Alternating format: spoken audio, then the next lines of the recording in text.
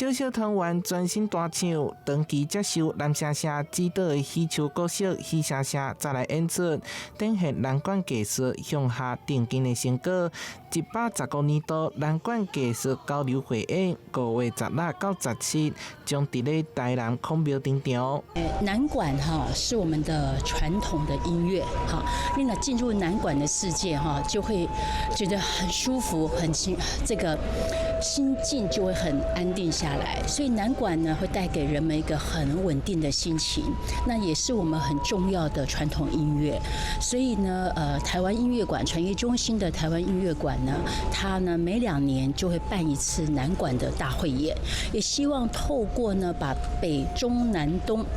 所有的那個南管的一些社團吶，或者是管社哈，都能夠邀集起來，然後展現不同的南管的美。這屆匯演邀集全台19個南管團體，演出年齡橫跨10歲到80多歲，對人間國寶到國小學生，透過跨世代共演，呈現南管文化的傳承，康德灣風貌。南管音樂呢，它承載的是早期閩南移民到了台灣，那所流傳下來那時候的聲音聲響。